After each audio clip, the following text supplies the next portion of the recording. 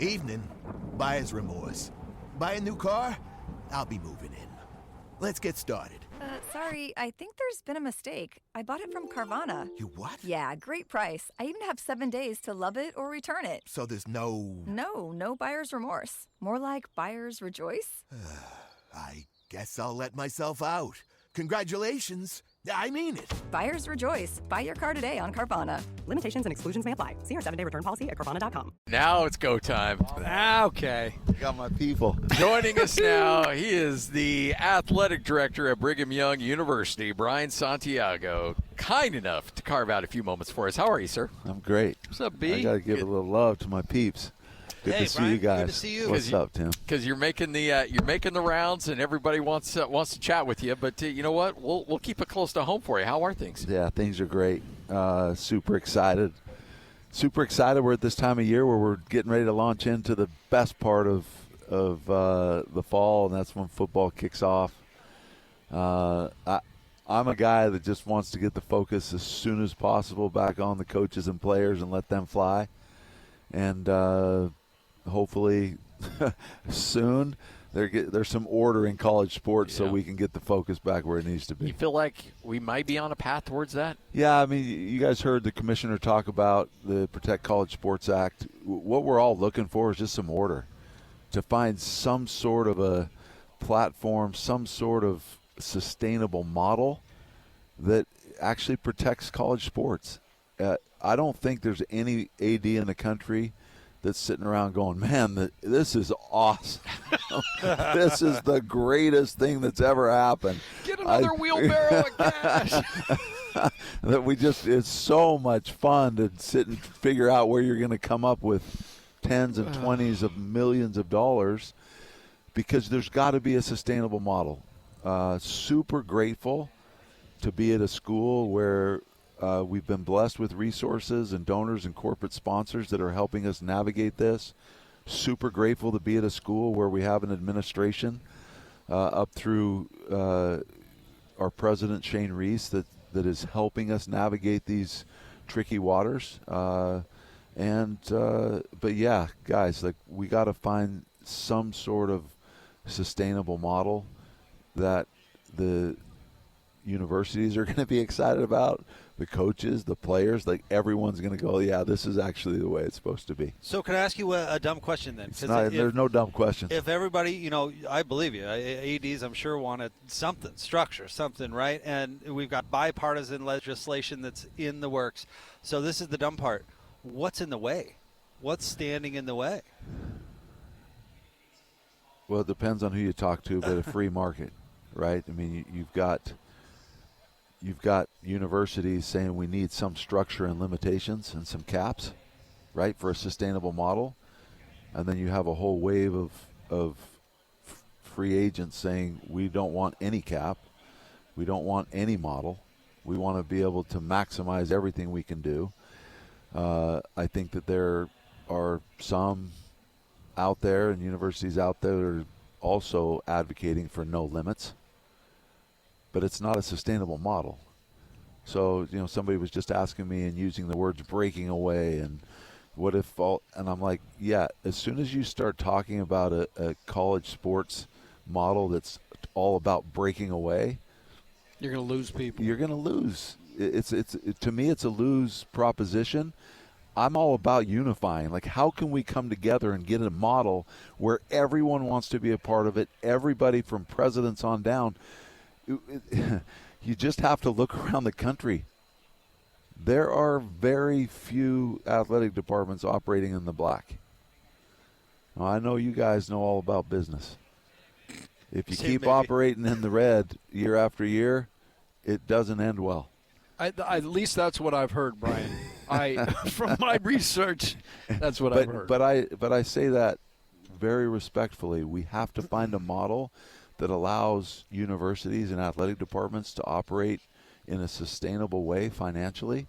Super grateful. I've said this to you guys before. I'm super grateful to be at a university where it's mandated. We don't have an option to operate upside down. We're going to operate with the principles that we've been taught, and we're going to try to make sure we're bringing in more than we're spending, and in athletics at BYU, we don't receive funds. Contrary to what everybody in the world believes, that we have unlimited funds because of the church, we have to be self-sustaining in athletics at BYU. We don't receive funds directly from the church and allocated funds. We're trying to make sure we operate in a model where our revenues exceed our expenses, and it's a mandate. So I'm just grateful to be at an institution that, not number one, mandates that. Number two, where we're fortunate enough to have the support to do that. How juiced are you for this football team? Let's go. I don't know. Your guys seem great. The guys we talked to seem locked in. You look at those guys that are here, starting with LJ and Bear.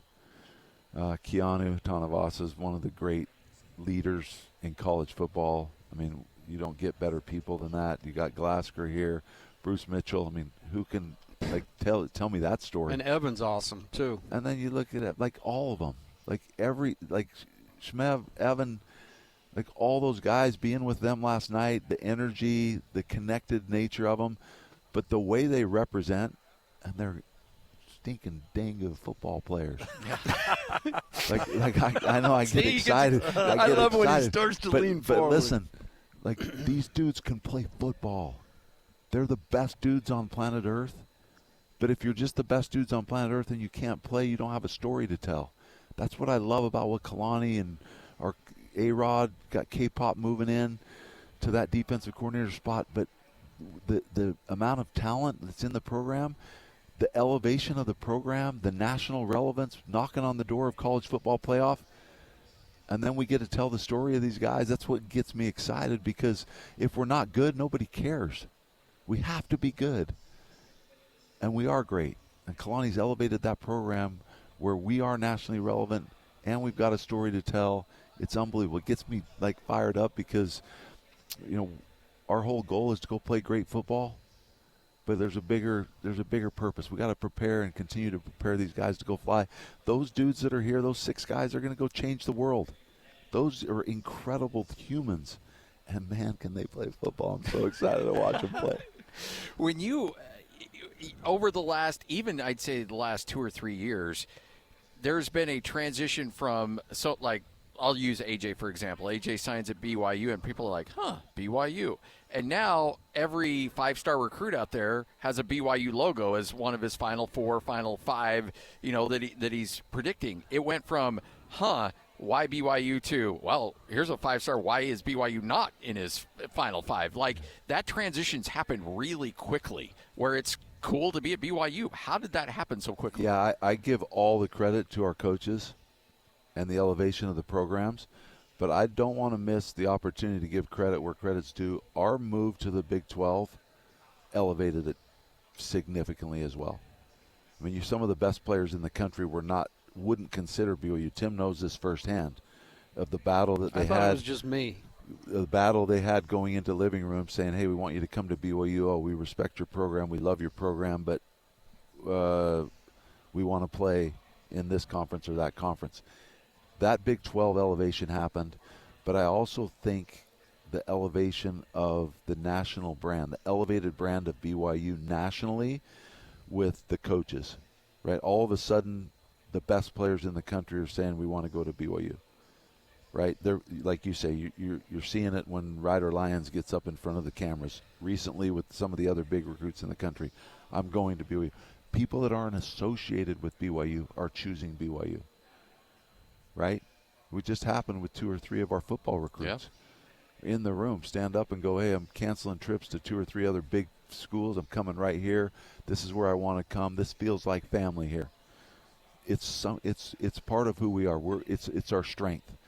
And we're seeing more and more people outside of the BYU circle saying we want to be there.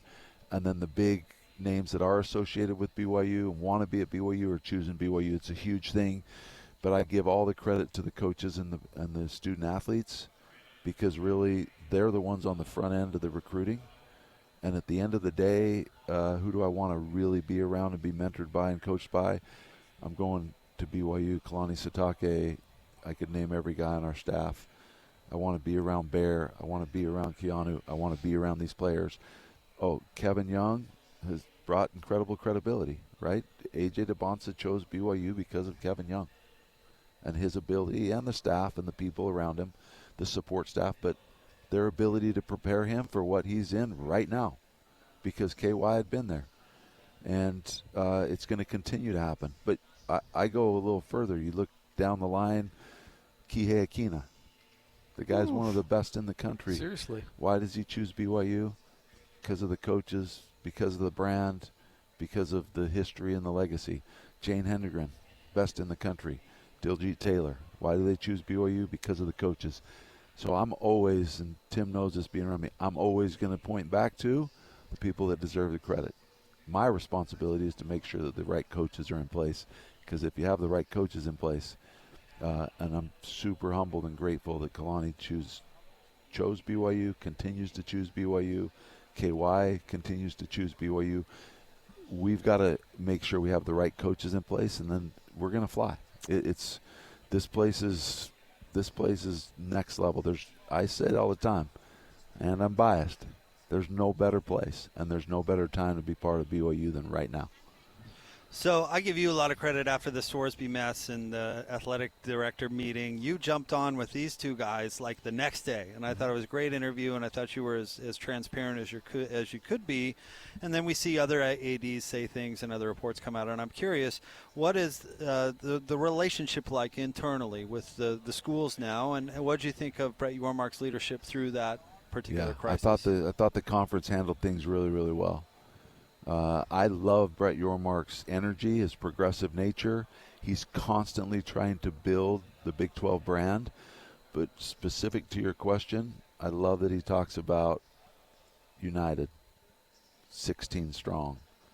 We got to be together. In the room, there's going to be tension. There are going to be issues that arise where there's tension. But it's always a focus on 16 strong, united front. Got to be together, resolve our issues inside, not outside. Right? I think it's critical. I think the Big 12 has done a masterful job in some tricky situations. I'd say. Handling it internal. We handle our business, we handle our struggles internally. Let's get it resolved. Let's get in the room. Let's make sure that we get things resolved. I'm super impressed with not just the Big 12 leadership, but our board, which are the presidents, the executive committee. You have some of the brightest minds out there leading the charge. They've done a great job of continuing to spread that message of 16 strong, united front. I'm probably the only one, of this group that knows this, but above your door, the initials FAW. Yeah. Find a way. Yeah. And it's something you've been talking about since I met you way back when. How important has that been since you took over this position? To find a way. I mean, is every day a find a way thing? Yeah, Tim, it's a great question. First of all, every time I hear that, I'm a media member, CB. I know. Look at you. Every time I hear that, I think about. First of all, I think about my coach, Gary Colson, who's passed on and is my guy. But he's the one that sent me that sign, and he always used to tell me when I was playing for him, he said, "B, what I love about you is you just always find a way. Like you never let up. You always find a way." And he sent me that wooden sign above my door. It just says FAW. And I just am someone that believes in life there's always a way. We can always find a way. It usually means that you got to have great relationships. You got to tie into other people. But in this role, Tim, just about it comes into play all the time, where challenges come, and what's the resolve, right? Are we going to let it knock us down and put us underwater, or are we going to stand up and say, no, there's a way. We can find a way, and a great way that'll even make us stronger. And we said it going into COVID, we're going to come out of this stronger, and we did, right? When a lot of things were going the opposite direction, every day we woke up, let's find a way we're going to come out of this stronger, and BYU came out of COVID stronger. Now in this current landscape with all the turbulence, our motive every day is to come out of it stronger. We're going to find a way. We're going to find a way to continue to elevate, keep this positive momentum going. You guys can feel it. There's a wave of positive momentum in Provo that we feel a huge responsibility to keep that momentum rolling. Heat up your 4th of July at the Home Depot with our wide variety of grills under $300 and make every gathering one to remember. Give your outdoor space a glow up, whatever your budget is, with savings on seasonal plants starting at $5. With the grill fired up and your backyard set to perfection, you'll be able to invite friends and family over to kick off the party. Start celebrating with low prices guaranteed at the Home Depot. Prices may vary by store. Exclusions apply. See homedepot.com/price match for details. Queen Carvania stood haloed by the morning sun. An army hung on her every word. My champions, I have sold my chariot on Carvana. 'Twas a lovely SUV, an inexplicably queenly offer. They're even coming to the castle to collect it. Tonight, we feast! An offer you can feast on. Sell your car today on Carvana. Pickup fees may apply. I want to get a history lesson a little bit from you, because we were at a station function, and at that point we were owned by the Millers, and a good friend of ours, Don Sterling, with the Jazz. It was when you made the first pitch to the Big 12 that they decided to stay put for then. And I remember talking to him, and he said, Brian Santiago knocked that pitch out of the park. And he goes, I don't know if it's going to lead to anything tomorrow, but it's going to lead to something down the line. How much do you feel like the work that you put in early, you and your team, put in early, led to the success of being eventually into this conference? Yeah, I think it's a super insightful question. Number one, I love Don Sterling, and he was super helpful in that process. We gathered probably 7 or 8 leaders around the state that had interest in BYU in a room, and we brainstormed, how are we going to elevate BYU's brand and our preparation to get into a power conference in a unique way that'll capture their attention. So there was a room full of really powerful minds. We came up with an all-in campaign that, to cut a long story short, we didn't get in that initial presentation in 2016. But the word that they used was extraordinary. Yeah. What you just presented to us was extraordinary. They were mind-blown on a number of fronts, including the fact, and it goes back to this financial viability, what do you mean, they asked us, that you don't have any institutional debt? That doesn't make any sense. Yeah, it makes a lot of sense. Let us explain it to you. Our sponsoring institution. But this is what happened. Fast forward, and there were reasons we didn't get in then. There were media reasons, there were financial reasons. I'm not disclosing anything, it leaked out there. There was reasons for them to stay where they stay put. But what happened when Texas and Oklahoma left? All that work we had done, the word came back. We already know who you are from 2016. You're an extraordinary institution. And they invited us. We were gearing up for another presentation, how are we going to convince them? And their words were extraordinary. We already know who you are. We want to, and they called Tom and said, we want to invite you to be part of the Big 12. That was huge. But that preparation, what was put together and all that work behind the scenes had already painted the picture to where we didn't need to go try to convince anyone again. They already knew what was happening, and we were able to launch really into a whole new world for college athletics and BYU. Being part of the Big 12 has elevated the BYU brand in a massive way. And I hear from people all over the world that are part of Cougar Nation say, oh, if this is what it's going to be, we're in. We're in. What do you need to continue to elevate? Because now when you talk about universities that are in, our name's right there. People are college football, they're talking about BYU. College basketball, they're talking about BYU. College, you name it, they're talking about BYU. We're super excited about the future and what's to come. Being a quarterback at BYU is something special. It's amazing. It's a long line, and I guess a two-part question. One, how is Bear Bachmeier handling the, on the field we see it, but the off the field, the celebrity, and just how much does having a QB1 at BYU mean to the entire athletics department? Yeah, Bear is a very unique leader, I would say. He has a very interesting way about him that's handling this in an extraordinary way. he's just Bear. Like, you guys have been around him. He doesn't try to put on. We're in our executive meeting the other day. We're all up there talking about all things college sports, and in walks Bear with his guitar, shorts and a T-shirt and flip-flops. Sits down, starts playing and singing to us. Sounds like another person I know. Sounds like our staff meeting. FaceTime you, baby. Yeah. But here was the thing about it is I think he just has a humility about him and a quiet confidence that allows him to just elevate as QB1. And that leadership, we all know when you're the QB1, all those guys in front of you, all those guys behind you, they want to migrate to someone that they know has that quiet confidence that's going to make everyone around them better. And that's what I think Bear does. Like, I watch him interact with our guys even on this trip. He's got a presence about him that is different. It's unique. I don't pretend to be a in-the-weeds football guy. I'm a passionate football guy from a standpoint of support and all those things for Kalani. But a week or two into fall camp last year when they were still trying to measure everything, I watched for a couple of days and I just walked up and said, one of these is not like the other. And I have no idea what X's and O's are going on in the field, but one of these guys is not like the others. He just had a presence about him that was super impressive. And that to me is like, that stuff doesn't happen. We're talking about, teams that are packaging millions of dollars to go get a quarterback at schools like BYU. Right. And then this guy does what he does last year. It's fascinating. Bear on the loose. Yep.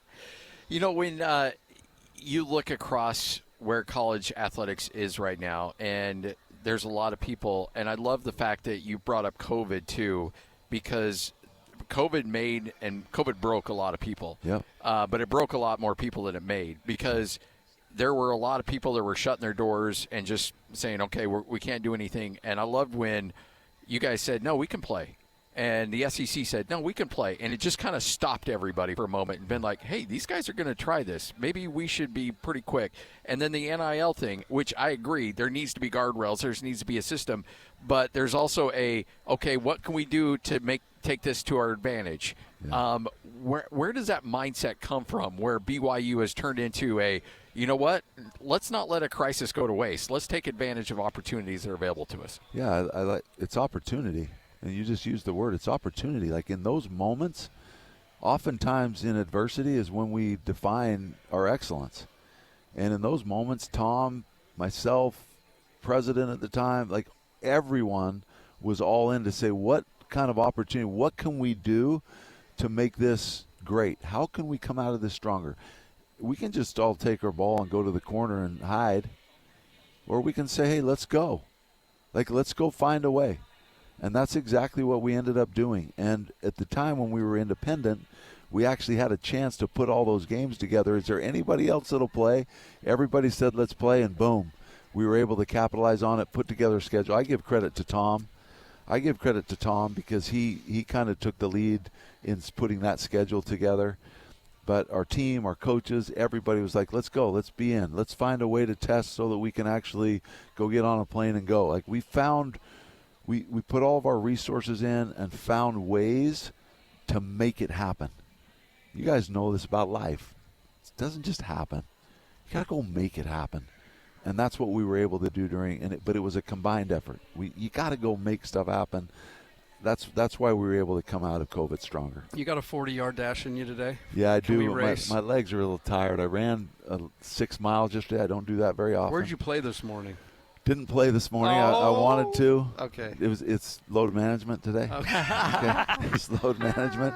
But I got some hookups hookups here. I'm sure you do too. No, let's go. It's super nice to be with you guys. Hey, appreciate it. Thanks for coming by. It means a lot. Yeah, thanks a lot, guys. Brian Santiago, athletic director at BYU, right here on 97.5, the KSL Sports Zone. Best thing that's ever happened to you financially. Go. Easy. Sold my car on Carvana. Amazing offer. Really? I hit 200 on a scratcher. Did the scratcher come to your house and hand you a check? No. How many scratchers did you hit to get that? I hit a button on Carvana.com once. Okay, that's fair. It's like the lottery, except you always win. Not like the lottery at all, actually. Exactly. Inexplicably good. Offers worth bragging about. Sell your car today on Carvana. Pickup fees may apply.